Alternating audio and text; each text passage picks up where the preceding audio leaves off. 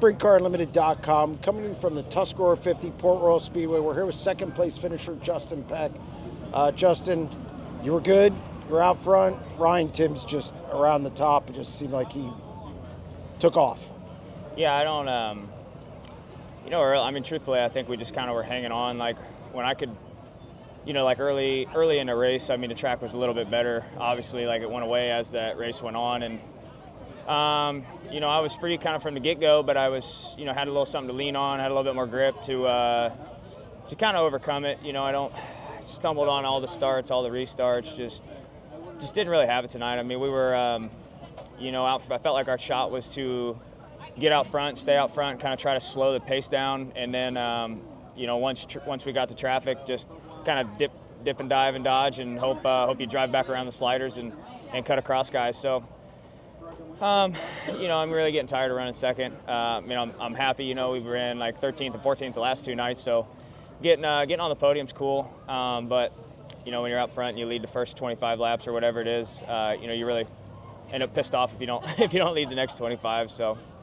I don't know. We'll go back to the drawing board. I think we're really close to that race car. We just gotta, it seems like when we get it left, I feel like we need, we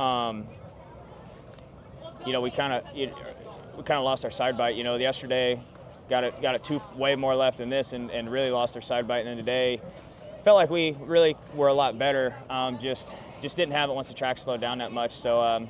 Just stayed a little too free. Don't think we had our feeling right on the engine. But, all in all, I'm really happy with where we ended up today versus the last couple of days. So just making gains throughout the weekend. And, right after running second, after leading laps last weekend at Skagit, now running second again here at the 50 after leading laps, you're not going to be very happy. So, we'll think about it tonight, talk with my guys. We'll come up with a game plan for Lernerville next weekend and go home tomorrow and try to get a little rest.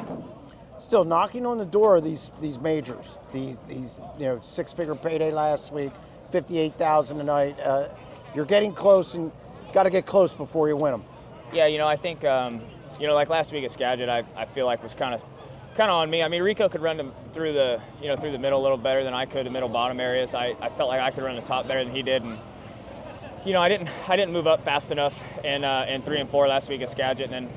Tonight I think Ryan out card us. Come those later stages. So, like I said, I feel like we had a solid race car, just not good enough to beat Ryan tonight. So, like I said, the 26 has beat the Outlaws here, and they obviously know how to get this thing around a racetrack. But with the track's a little different now. You don't have the banking off of 2 like you used to, and it just didn't seem like it really ever cleaned up all that great till right towards the end, and felt like I got a little bit better towards the end once it cleaned up, but just got to make a little bit more grip through the dirty sections. But like I said, all in all, solid day at 50, and so we'll move on to Lernerville. This car's getting more competitive. It seems like the last few weeks you found something to hang your hat on, so to speak. What's changed recently with this team or with this car that you've kind of found and been able to gain more speed? Just finding a little bit more consistency. We kind of had throughout the year, when we were, won a couple races and felt like we were really consistently in the top 5 and had a shot at winning every night.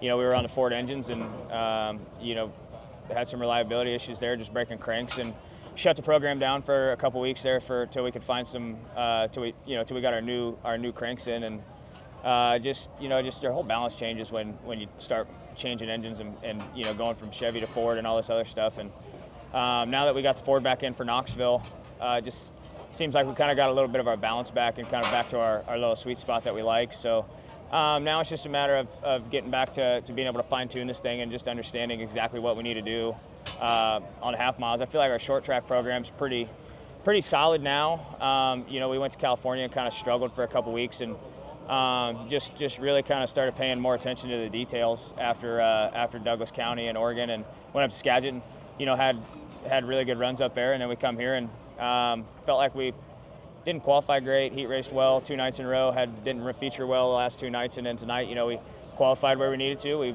had a good heat race and had a good feature, so just keep tweaking and fine tuning this thing. Just getting consistency helps a lot. Last thing, you've got to be looking forward to the rest of the season, and how important is it to, after the season you've had, to finish strong? Yeah, I think like I said, it just goes back to finding consistency. You know, the more consistency we can find now here going the latter part of the year, just in a bit, we'll position ourselves to have a better starting spot, you know, come next season. And you know, that's the goal, is to come out of the gate swinging and just try to stay consistent throughout the entire year next year and contend for a championship. So that's kind of you know, what we're striving for. You know, go have our Monday meeting with Ford Performance and Ron Shaver and all those guys and try to figure out why we you know, all of a sudden we're stumbling on these restarts these last couple weeks, and try to tune it up. All right, well, congratulations on a solid run. Yeah, thank you.